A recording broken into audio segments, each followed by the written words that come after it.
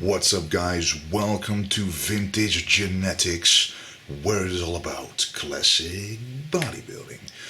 And today will be the first video of my 16-week prep to a competition in October. And that's going to be amazing. I'm going to track everything. And for you guys, I'm going to also show you my weight progression throughout this prep, as well as how I look like throughout this prep. You will see the workouts I do, you will see the food I eat, the supplements I take. So that's going to be a very enormously nice journey. But I got a new scale which I will use to gauge my progress. It's always an estimation, but the most important thing is the progression from one point to another. The numbers themselves don't really matter that much. It's the progression between point A and point B. And if the trend is going like this in terms of weight and body fat, we're good. So let's check it out. Alright, so I got this body analyzer right here, which I got from Vanity Planet, a website.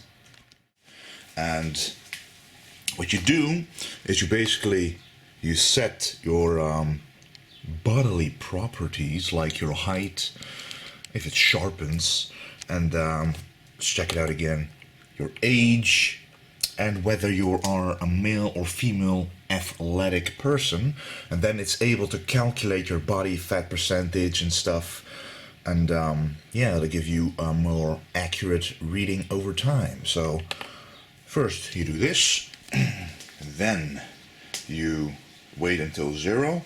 Then it is time to stand on the scale on the metal platform so it can actually calculate through your body. We're stuck at about 117.8. Now it's calculating everything.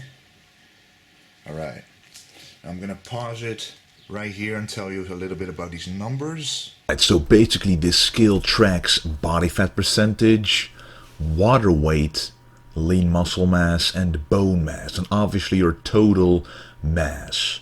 Now it uses a certain formula with electronic resistance throughout your body, and with this resistance it uses this formula and calculates all these numbers. So this formula doesn't change. So the numbers you see right here are starting points from which you can progress as you're dieting, either bulking or cutting. So of course the 25% you see here isn't to be taken literally, as I will explain later.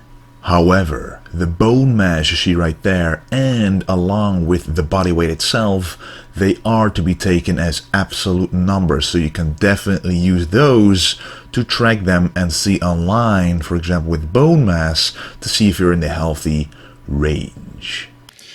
Now, the most important thing we want to look at here is the weight and the body fat percentage. Now, it's said that I'm about 25%. This, of course, is a little high.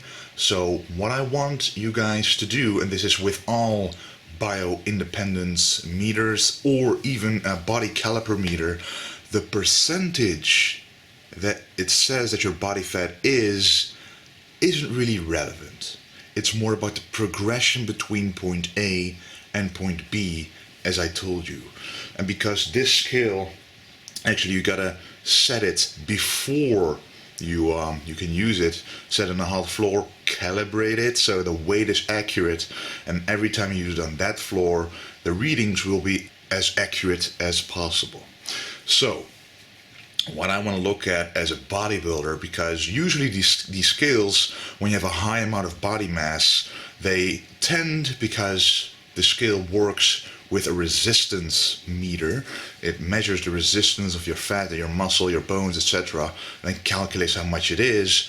And when you're very muscled, it might take a bit of muscle and convert that into a fat percentage. But every time it will use the same formula. So what you can do is use that percentage and use the progression between point A and point B.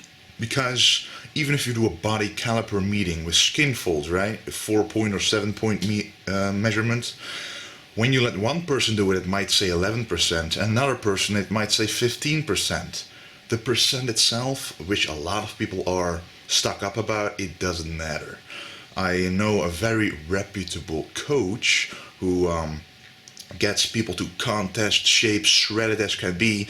Some are like 2% body fat and some are 6% body fat, but they look exactly the same conditioning wise. So the percentage doesn't matter, it's about the progression between point A and point B. Now you can get 60% off of this body analyzer on the website, which I put in the description. Use code Wesley60 to get 60% off. So if you're interested in getting it, check it out.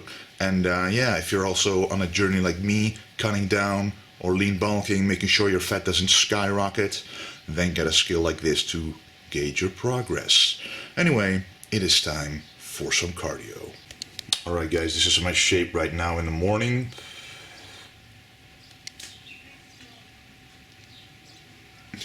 And this is my starting shape. I will add fullness to this physique and of course more conditioning. But I already weigh more than the previous time that I started a cut for a competition. So I'm sure that my physique will look a lot greater. I also took care of a lot of weak points, such as the upper chest is filled out more. So I'm very excited to start out this journey. And it's raining outside very much, because you know, Netherlands, raining.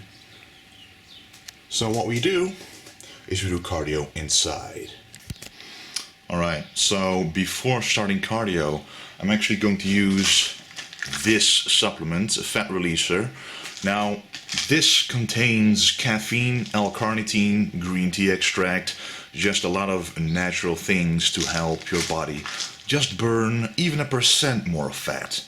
Using it every single time you do cardio, however, over a period of 16 weeks, a supplement like this will work. I've used this in my other competitions before, my other contest preps. I didn't get as lean as I will get now though, because now everything will be perfect. I learned from the other times, but now everything needs to be top notch, which is why I'm using this. I'm gonna take 2 capsules of this before and 1 after to ensure a metabolism increase over the rest of the day. So let's do it. Alright guys, now I'm going to do some cardio pre-breakfast. This is to burn purely fat, because when you sleep for 8 to 10 hours, your glycogen stores will actually deplete to a certain level, and the fat stores, you can more easily access them when doing cardio in the morning. It's the same when doing weightlifting, and then depleting your glycogen stores, and then doing cardio. It's the same principle, but this, to me, is even better, because then throughout the day, your metabolism is increased. So that's the benefit of this, and that's also why I took that fat release supplement for the extra caffeine, for the extra stimulant. Not too high, it's actually quite mild, but just a little help to get the metabolism going. I'm going to do this for about 40 minutes, and then I'm going to have my breakfast, which I will show you. So yeah. Alright, this is my breakfast. This is just oatmeal with whey, 20 grams of almonds, 30 grams of raisins, 100 grams of oatmeal. I don't cook this, by the way. I've always eaten this raw as it is. Some people can take it, some people can't, but I can, because I never had any stomach problems with it at all.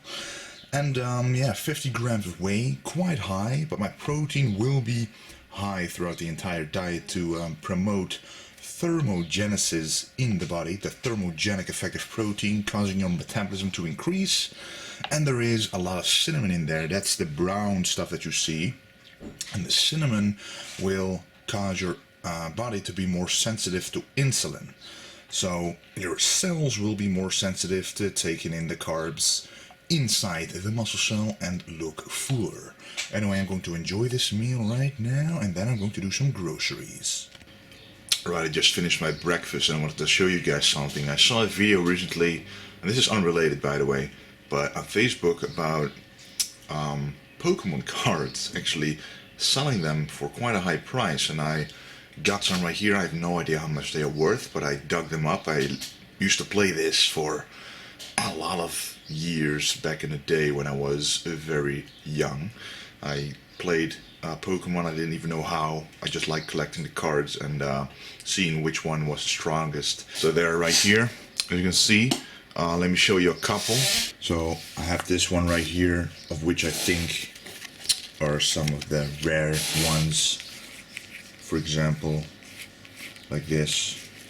And also got cards like this. And as you can see, the stack is pretty high. So if anyone is interested, then, you know, mail me or message me, whatever. I just want to know if you're interested, so because I don't have any use for them anymore.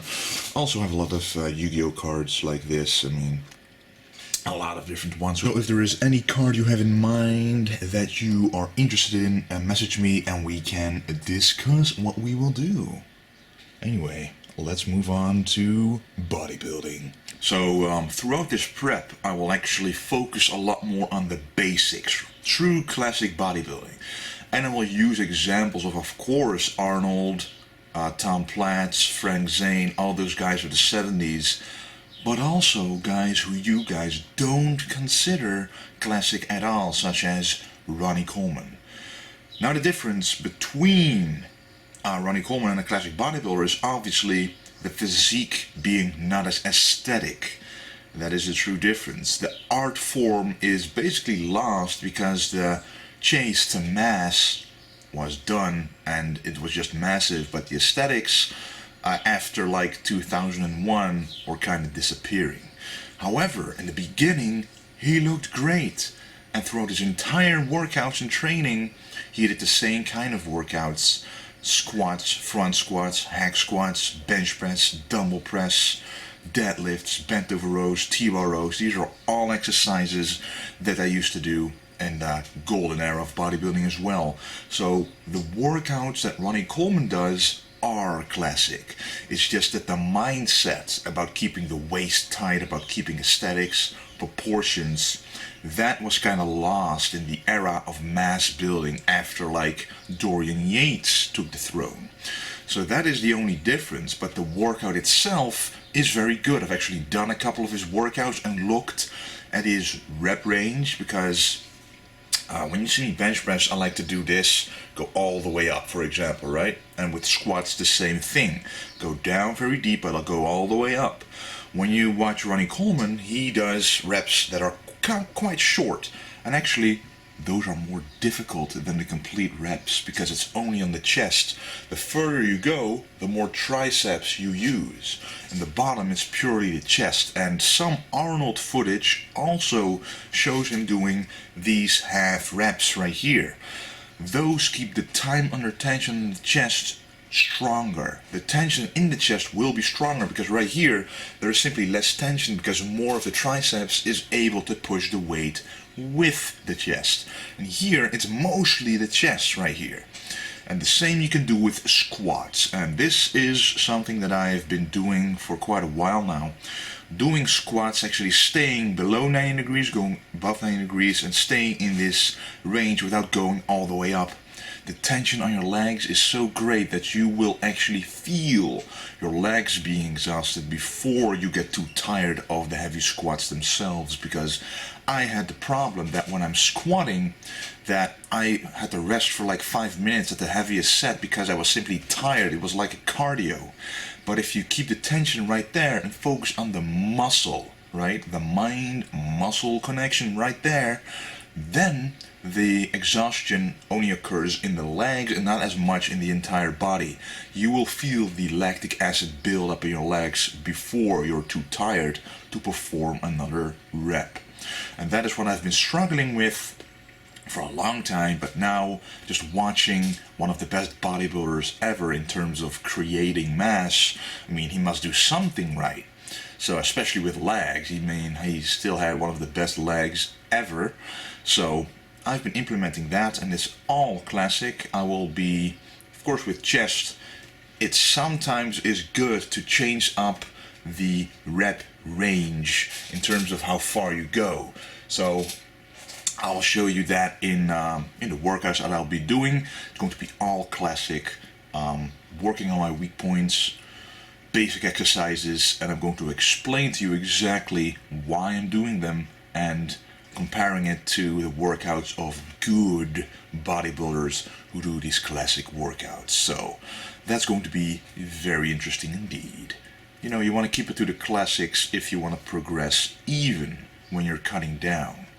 If you want to work on your weak points, of course doing some isolation movements specifically to target your weak points is good, but sticking to the basics for overall development is the best thing you can do. Anyway, it's time to do some groceries. Alright guys, I just got back from doing the groceries. I just got some basic stuff. Some Nordic salmon, so with the omega-3 fats for before bed in the evening after training, basically. Some codfish, some white pollock fish, some tilapia, pangasius, basmati rice, and some stir-fry vegetables with which you can make meals like this. And this, as you can see, is 2 fishes, about 250 to 300 grams in total, and they are boiled in a pan with soy sauce, so they have a lot of flavor in them. And there's 100 grams of basmati rice with the Thai vegetables for some spice. And of course, don't forget the Cajun spices. And after this workout, I will be doing chest and triceps. So after I finish this meal, you'll see the workout right now. Alright, now that we arrived at the workout, it is time to start out with the basic exercise, the bench press. I have already done a couple of warm-ups before this, and this is the first set that I'm starting to really concentrate on the movement and the muscle instead of just warming up.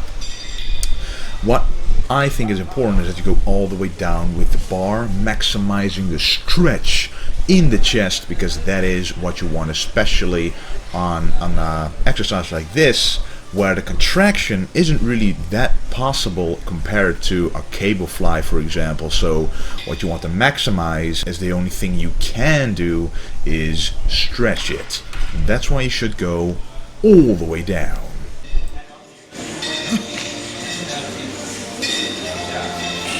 Set number 1. So yes, this is the first set that is really starting to become a challenge, and when I watch videos of professional bodybuilders who are very successful, who have chests who I can only dream of having, they also really do a lot of warm-ups and then start heavy and then do 2, 3, 4 heavy sets, and that's really when the work sets begin. That's why I mentioned this to be set number 1. But yes, as I mentioned, I'm starting to cut down in terms of body fat, so I won't take it to the absolute max every single time, because that's unnecessary risk. What I want now is to do a little more volume, and that's only 2 or 3 more reps per set. So while I would be doing 8 to 10 reps normally, I'm doing 10 to 12 now. And this way you add a little more volume to the muscles, to working the blood into the muscles while still doing the same exercises, but stimulating them a little differently, allowing you a longer time of retention, which requires a little less weight. And I'm starting to become a little more conditioned, as you can see right here, and my goal is to remain full, so the muscles should remain full. I really shouldn't go too flat, so my carbs will stay relatively high, but slowly get more and more conditioned. That's why I'm also starting out 16 weeks prior compared to usually 12 weeks before competition, so I can literally grow into the competition. And I don't mean that in terms of weight, but in terms of looks. So I will look actually heavier than I do now, and maybe my weight won't even be as high as it is now. So that's going to be very interesting. and then it is time for the decline. So we did the regular bench press, then we did the incline, and now the decline. So the regular bench press focuses on both of the chest muscles, the top and the bottom. The incline emphasizes the top of the chest or the upper chest, and the decline is really focusing on the bottom of the chest. You can see that clearly right here. You can see that the top of the chest isn't contracting that much in comparison to how I contracted it in the incline bench press. But I really do think this is a very good combination to target the entire chest. So if you want to work on the upper chest, you really should include the incline bench press or incline dumbbell press before moving on to a decline movement. Ronnie Coleman style. Ronnie Coleman. And this is indeed Ronnie Coleman's style. I've been watching his videos, and of course a lot of people in their minds think, hey, Ronnie Coleman, that's not a classic bodybuilder. He's nothing like a classic bodybuilder. And appearance-wise, yes, you're right. Especially in his later years, his aesthetics did not simulate a classic bodybuilder. However, his workouts are pure classic hardcore workouts. There's nothing fancy about them. It's just classic exercises that work. Very comparable to the 70s and 80s indeed. So watching his workouts and emulating them, of course lowering the volume and weight a little bit, you can definitely make some good classic gains. And this is really to target the upper chest, because this movement literally is the exact movement that is required to build the upper chest perfectly, because this plane of movement contracts the upper chest better than any other movement. You can compare this to an incline dumbbell press, you can compare it to an incline cable fly, but this one, the low to high cable fly, really mimics the muscle of the upper chest. The way it works, the way it contracts, the way it stretches, it is all perfect. So this is the way to grow the upper chest. I will very soon start out with isolation movements like this again, because focusing on strength when cutting is really not something you want to do. It is no use. It really, it's not about ego here, it is about progress.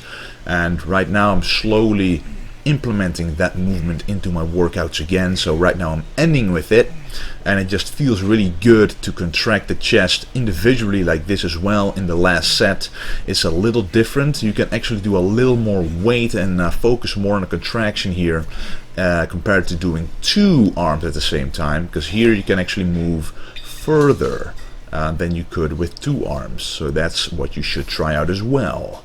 And a lot of people, they neglect isolation movements for the chest. They think it's all about the bench press, the dumbbell presses. Now of course those are very good compound exercises, but only for the genetic superior, which I'm actually not one of, because my chest has never been very good.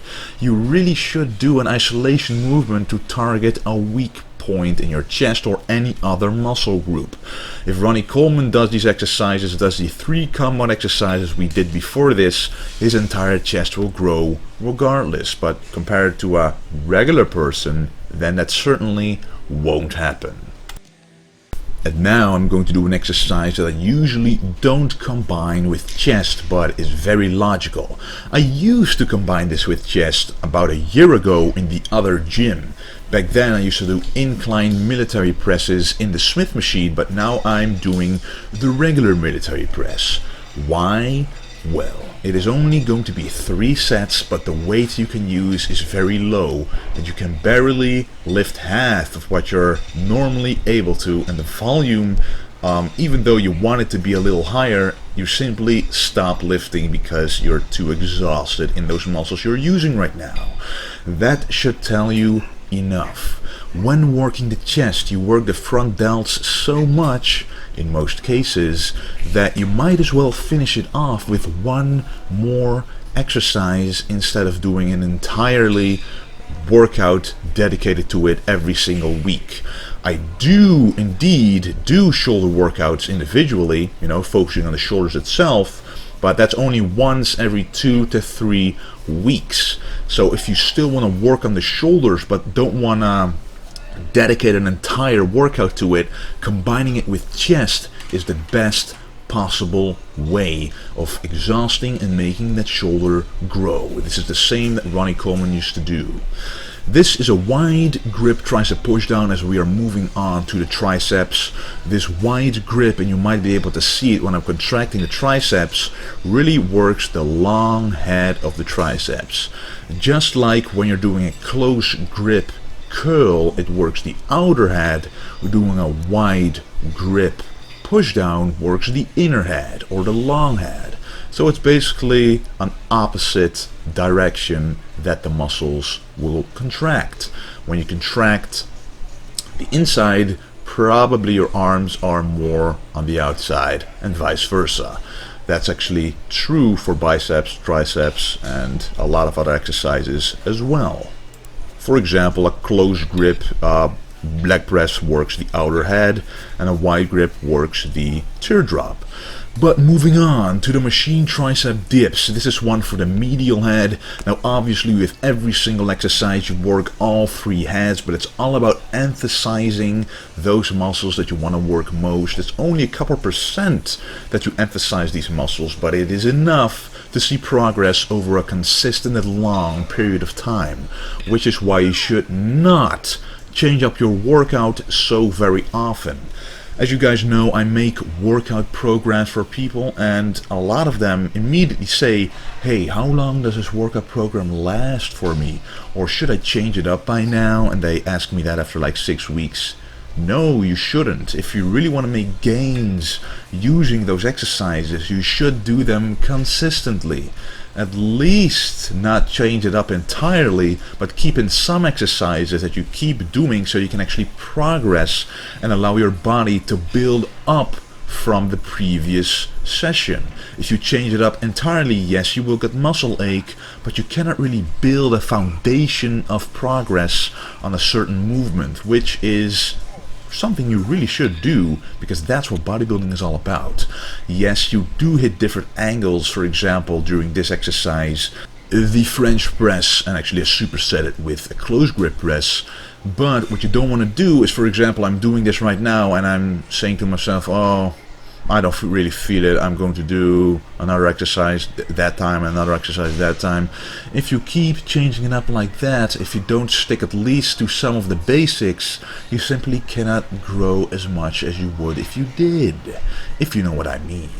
So that's why this exercise has been a staple in my workout, because logically it simply works the long head of the triceps, and I'm going to keep doing it until I make even more progress in the triceps. Triceps have been my weak point for a long time, but they have been progressing a lot compared to my biceps. So this tells me that the exercises that I've been doing over the last few months have actually made my triceps bigger, which is what I want. If you do 20 different exercises for the triceps, you cannot really build them up as you would want. So that was the workout of today. Simple chest, simple triceps, but consistently with great results. Thank you a lot for watching, and don't forget to stay golden.